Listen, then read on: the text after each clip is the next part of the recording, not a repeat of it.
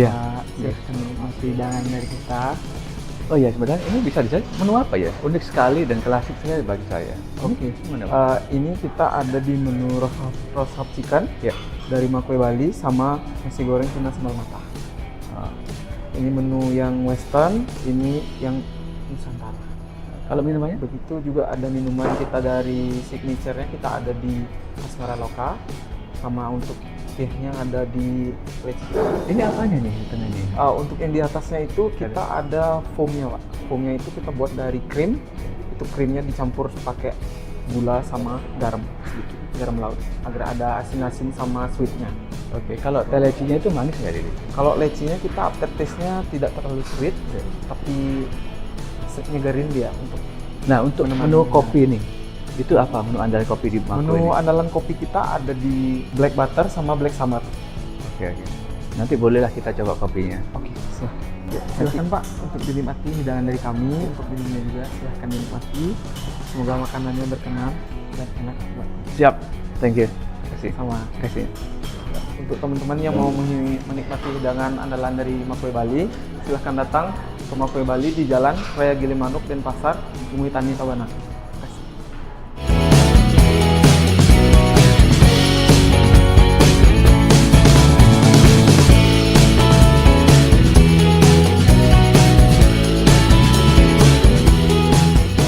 Selamat jumpa kembali pemirsa channel Nusantara Murni dimanapun Anda berada.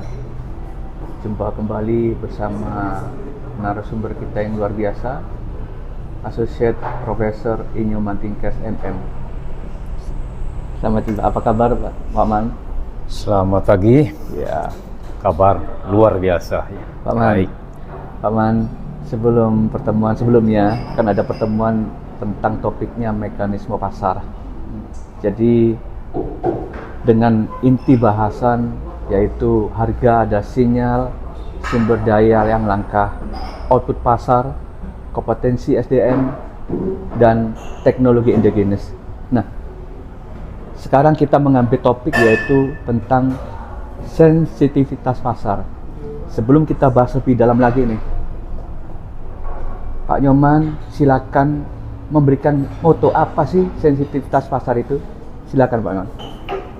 Baik, Mas Hardi. Oke. Jadi sebelum saya menjelaskan tentang sensitif pasar, saya ingin menyapa pemirsa channel Nusantara Murni. Jadi, selamat siang dimanapun Anda berada. Semoga ada dalam keadaan sehat walafiat. Nah, tadi telah disinggung ya, pada pertemuan sebelumnya kita membahas tentang mekanisme pasar ya. Memang ada 4 poin yang kita urai. Pertama, harga sebagai sinyal, output pasar, kompetensi SDM, dan pentingnya teknologi endogenous. Nah, sekarang kita masuki pembahasan yaitu sensitivitas pasar. Ya. Nah, mengenai motonya adalah pasar yang sehat pasti sensitif. Nah, kok bisa? Nah, sekali lagi ya. ya, pasar yang sehat pasti sensitif. Nah, ini tanda kutip ini. Mengapa tanda kutip? Karena dalam realita ada pasar yang tidak sensitif tetapi sehat dalam realitanya.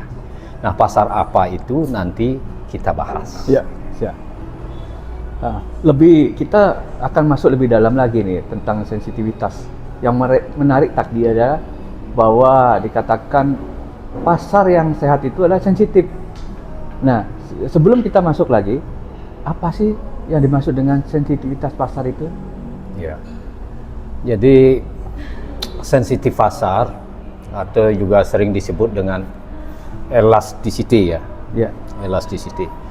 Jadi konsepnya adalah perubahan harga dalam persentase nih ya.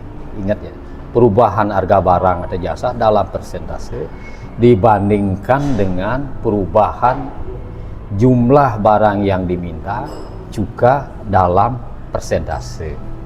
Jadi rumusnya ini ada apa? Rumusnya I sama dengan persentase delta Q per persentase delta P. Nah, dari hasil analisis sensitivitas ini dapat dikategorikan menjadi 5 kategori ya. Ketika E-nya ini sama dengan 1, disebut uniter elastis. Ya. Contohnya adalah barang normal. Nah, ketika E-nya ini di atas 1, disebut elastis. Umumnya barang-barang mewah ya, seperti emas, ya, intan, berlian, mobil mewah, rumah mewah, dan seterusnya. Nah, ketika nilai E ini sama dengan tidak berhingga, itu disebut elastisitas sempurna. Jadi kalau harga barangnya itu dinaikkan sedikit saja, jadi permintaannya langsung mendekati nol. Ya. Tetapi sebaliknya harganya diturunkan, itu permintaannya menjadi tidak terhingga. Nah, contohnya misalnya biaya aplikasi ya. Biaya aplikasi per unit itu boleh dikatakan nol. Ketika harganya nol, ini kan permintaan aplikasi ini luar biasa, tidak terhingga. Gitu. Nah, kemudian jika E nilainya di bawah 1, ini disebut inelastis. Nah, barang-barang yang masuk kategori inelastis ini adalah barang-barang kebutuhan pokok. Contohnya minyak goreng, ya, beras, daging, telur, susu, sayur, dan buah-buahan. Nah, yang terakhir ada juga ketika nilai E ini adalah 0, disebut dengan inelastis sempurna. Contoh barangnya adalah misalnya produk kesehatan ya, obat insulin dan obat pemacu jantung. Jadi berapapun harga barang ini, konsumen akan membeli. Tetapi sebaliknya, ketika harganya turun, konsumen tidak serta-merta menambah permintaannya. Itu yang dapat dijelaskan mengenai konsep sensitivitas dan jenis-jenis sensitivitas. Nah, tadi pertanyaannya, kalau tidak salah, jelaskan sensitivitas ini yang lebih mendalam, gitu ya. Baik. Di awal sudah dikatakan, pertama, harga merupakan sinyal ya, sinyal dari sumber daya yang langka. Nah, ketika harga barang ini naik, ya, harga barang itu naik atau mahal, ini sebenarnya menunjukkan kelangkaan sumber daya. Demikian juga sebaliknya, ketika harga turun bahkan tidak ada nilainya, berarti sumber daya itu berlimpah. Nah, pada pasar persaingan sempurna ini sensitivitasnya sangat ekstrim ya, sensitif. Jadi contohnya ketika produsen membuat produksi, gitu, bahan bakunya mungkin bahan bakunya impor, harganya naik sehingga produksi barang atau jasa ini harganya tinggi gitu ya, meningkat. Nah, bagaimana respon konsumen? Jadi konsumen akan segera merespon dengan mengurangi konsumsinya. Ya. Di satu sisi konsumen mengurangi konsumsinya ketika harga naik, tapi di sisi lain produsen justru terdorong meningkatkan produksinya. Ya. Jadi ada semacam kontradiksi ya. Di satu sisi mengurangi konsumsinya, di sisi lain malah menambah produksi, sehingga terjadilah over supply. Nah, bagi produsen, karena ada over supply ini, tentu dia akan menurunkan harganya lagi, menurunkan harga. Kemudian karena harga turun, lalu konsumen mulai akan meningkatkan permintaannya. sehingga akan terjadi keseimbangan baru. Iya. Keseimbangan baru. Sehingga dalam proses ini, dalam pertumbuhan ekonomi sebenarnya banyak titik-titik keseimbangan. Sehingga kita bisa melihat misalnya ketika 10 tahun yang lalu harga gula itu bisa 10.000, jumlah output pasar misalnya sekian ton, dan sekarang harganya misalnya sampai 17.000, output pasar sekian ton. Nah, jadi dalam pasar persaingan sempurna, sensitivitas pasti tinggi. Ya. Sekali lagi, dalam pasar persaingan sempurna, sensitivitas pasti tinggi. Nah, sekarang bagaimana dalam suatu pasar ini tidak sensitif ya? Dalam suatu pasar tidak sensitif berarti ada masalah dalam pasar itu.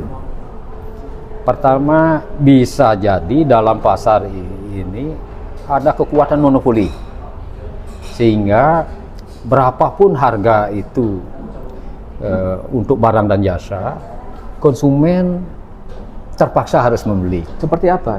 Kalau ada yang monopoli, apakah ada pengaruhnya dengan suatu kebijakan? Mungkin ya pertanyaannya baik gitu ya.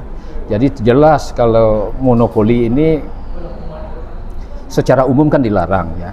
Kenapa monopoli ini secara umum dilarang? Karena menyebabkan inefisiensi.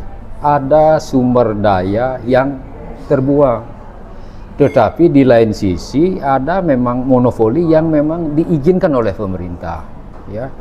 Contohnya misalnya PLN, ya. Ini kan ada satu-satunya. Kemudian PDAM. Kenapa monopoli? Karena dengan monopoli ini satu, misalnya PLN ini kan satu ya. Ini akan jauh lebih efisien dibandingkan dengan diizinkan beberapa perusahaan. Bayangkan membangun jaringan itu kan mahal, jadi kurang efisien. Jadi monopoli itu karena undang-undang ya, tentu diizinkan. Kedua, ada juga monopoli karena alamiah. Jadi mereka bisa memproduksi barang dengan seefisien mungkin sehingga mereka bisa mengendalikan pasar. Jadi monopoli model ini memang diizinkan. Tetapi secara umum monopoli itu dilarang. Ya itu saja. Tapi pada kenyataannya masih ada yang memonopoli seperti itu ya? Iya, jadi secara umum dilarang. Nah, kedua, kenapa misalnya pasar itu tidak responsif atau kurang sensitif, itu bisa jadi menunjukkan adanya asimetris informasi. Bisa nggak Anda memberikan contoh suatu barang yang dimonopoli ini? Pada umumnya seperti apa? Seperti apa barang yang dimonopoli itu? Iya kan tadi udah dicontohkan misalnya seperti air, itu kan dimonopoli oleh PDAM, listrik, dan ya. Jadi sebetulnya ya adalah masih contoh-contoh lain, tetapi mungkin kita bahas dalam kesempatan yang lainnya ya, kesempatan berikutnya. Jadi kita lanjutkan mengenai ini ya. Ketika pasar itu tidak sensitif kan menunjukkan kendala ya. Satu, karena ada unsur monopoli. Kedua, ada informasi asimetris. Ya, contohnya informasi asimetris ini terutama untuk pasar barang-barang bekas misalnya, seperti mobil bekas ya. Jadi mobil bekas ini informasi mengenai kondisi mobil itu hanya dikuasai oleh si penjual saja. Sedangkan konsumen sangat minim menguasai tentang situasi kondisi mobil bekas itu, sehingga setidaknya dalam hal ini sensitivitasnya kurang. Nah, yang ketiga bisa jadi disebabkan karena adanya intervensi pemerintah yang berlebih, baik dari segi subsidi dan pengaturan harga.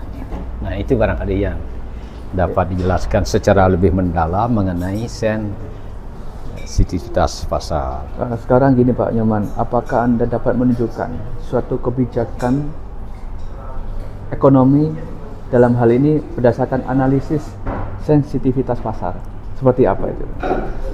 Nah, baik. Jadi pertanyaannya ini menarik. Mungkin contoh yang bagus ya. Ini kita lihat sejarahnya mengenai ketahanan pangan di Indonesia. Nah, kita mengenal sekarang ini kan ada konsep ekonomi hijau, konsep ekonomi biru, dan juga ada konsep ekonomi digital. Nah, sekarang kita ambil satu konsep saja, yaitu konsep ekonomi hijau. Jadi konsep ekonomi hijau ini bukan sebagai sesuatu hal yang baru ya. Jadi ini sudah dimulai dari tahun 1943 ketika masih Indonesia dijajah oleh Belanda, kemudian masuknya Jepang. Jadi kita tahu pada tahun 1943 Jepang masuk Indonesia, kemudian dalam rangka persiapan Perang Dunia II. Jadi Jepang membutuhkan logistik berupa logistik makanan yang terbuat dari padi tentunya kan. Jadi sehingga Jepang ini berkepentingan untuk bagaimana Indonesia ini bisa mensuplai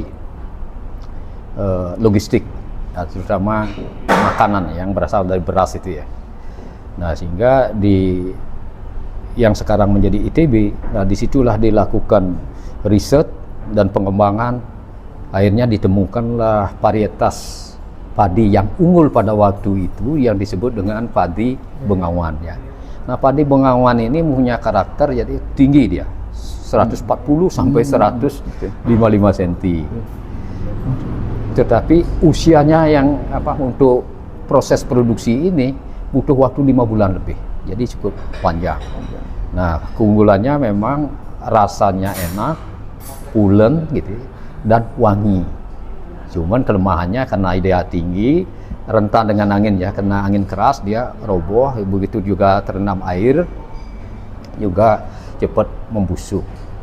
Nah, berikutnya revolusi hijau itu terjadi tahun 1966-67 ya, dengan munculnya Pak Presiden Soeharto gitu ya.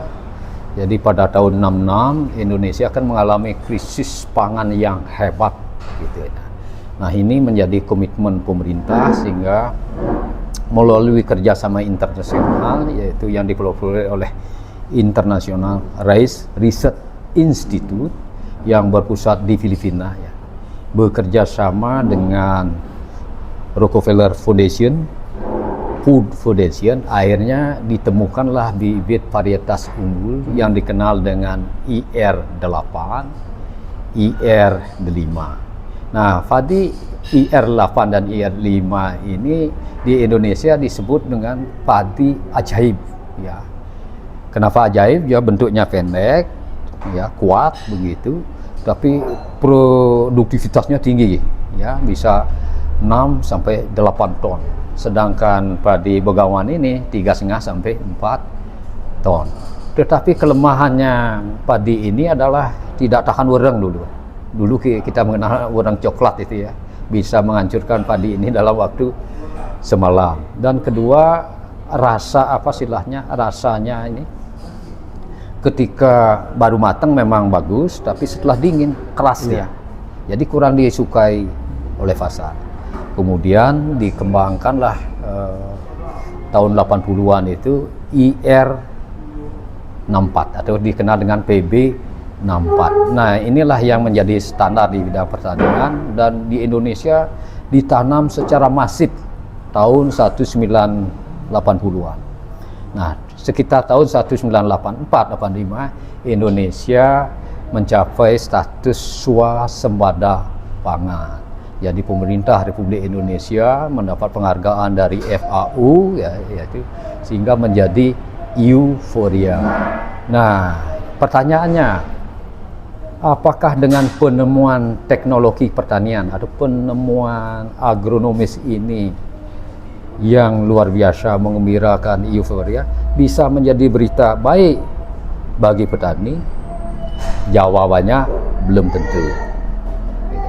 Jadi secara teknis teknologi ini bisa menghasilkan peningkatan produksi 100% ya, 100%. Sedangkan peningkatan permintaan konsumsi itu naiknya 14%. Nah, di satu sisi ada penawaran yang berlipat ganda, kemudian permintaannya naik sedikit, ini menyebabkan harga jatuh.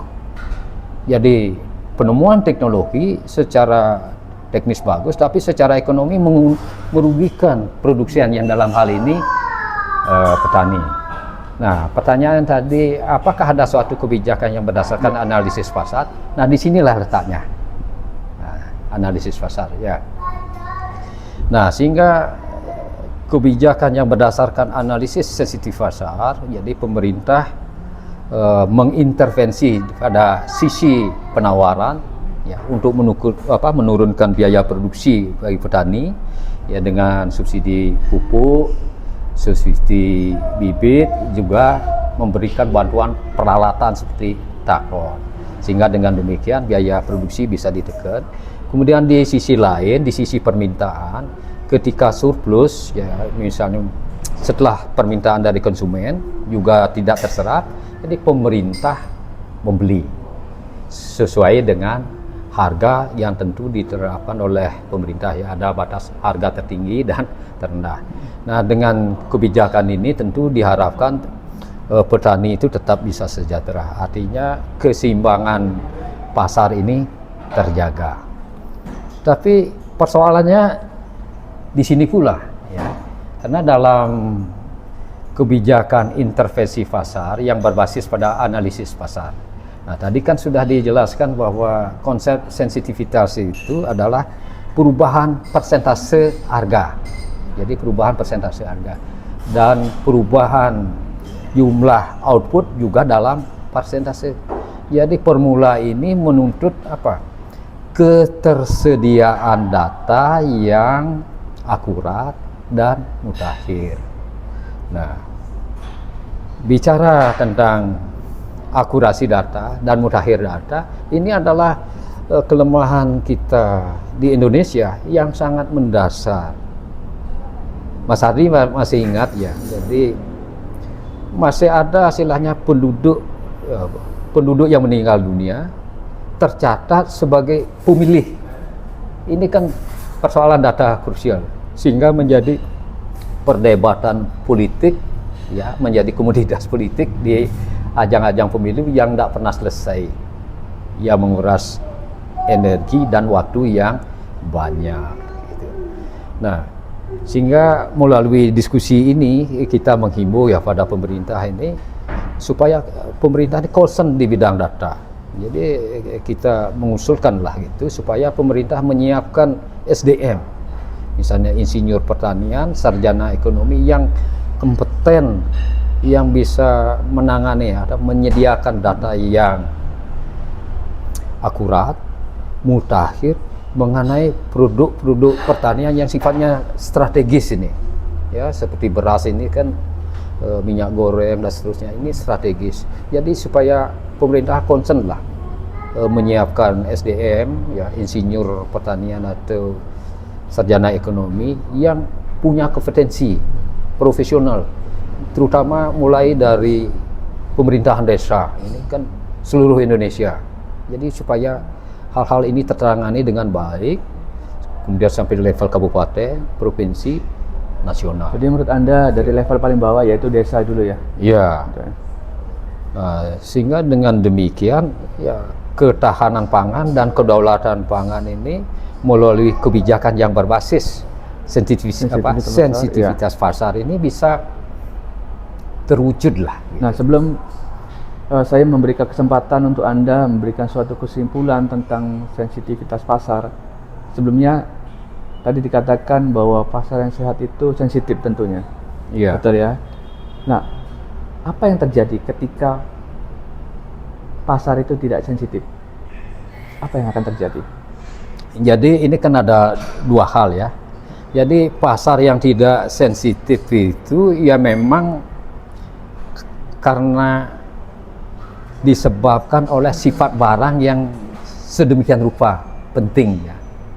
Jadi dalam hal ini pasar yang tidak sensitif itu bukan berarti tidak sehat ini. Kalau memang barangnya yang memang sifatnya inelastis, ya. Jadi seperti beras itu kan kebutuhan dasar. Ya, ini jelas tidak sensitif dia. Berapapun harganya orang akan selalu membeli. Nah, jadi pasar yang demikian tidak sensitif tetapi bisa jadi tetap sehat. Tapi kedua kan apa istilahnya, apa yang terjadi ketika tidak sensitif ya. Ya. Tidak sensitif. Ini sama dengan seperti sebenarnya ketika manusia punya jantung gitu ya. Kalau jantungnya sudah tidak sensitif, itu akan berdampak pada kesehatan manusia yang bersangkutan. Produktivitasnya akan menurun. Nah, kalau pasar juga menunjukkan hal yang sama. Kalau pasar pada umumnya yang tidak sensitif, berarti di situ akan terjadi inefisiensi. Padahal kita tahu bahwa sumber daya ekonomi kan langka. Kan sangat sayang sumber yang langka ini justru terjadi inefisiensi. Sehingga pasar yang tidak sensitif dalam konteks ini, ya pemerintah harus turun tangan. Ya. Ya. Silakan bisa Anda simpulkan apa yang tadi sudah dibahas tentang sensitivitas pasar. Silakan. Ya. Aman. Terima kasih Mas Aldi. Jadi dari diskusi kita ya mungkin sudah cukup panjang dan lebar. Di akhir sesi ini saya dapat simpulkan bahwa kebijakan pemerintah dalam rangka menjaga mekanisme pasar yang intinya sensitivitas pasar ini harus berdasarkan analisis sensitivitas pasar. Nah, supaya kebijakan sensitivitas pasar ini yang berbasis analisis sensitivitas pasar ini efektif, jadi pemerintah mau tidak mau harus menyiapkan SDM, ya, insinyur pertanian atau sarjana ekonomi yang punya kompetensi, ya, profesional, mulai di pemerintahan yang paling bawah, jadi pemerintahan desa, kabupaten, provinsi, dan sampai ke nasional. Sehingga dengan demikian dapat disimpulkan bahwa jadi sensitivitas pasar ini terjaga, pasar itu akan menjadi sehat, lalu perekonomian Indonesia menjadi kuat. Demikian, Terima kasih waktunya. Sampai jumpa pada pertemuan berikutnya dengan topik perilaku konsumen. Ya.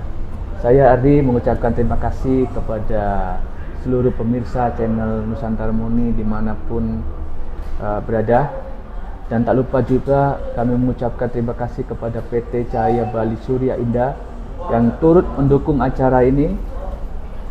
Ikuti terus channel Nusantara Murni dengan topik-topik yang menarik, aktual, dan relevan. Sampai jumpa.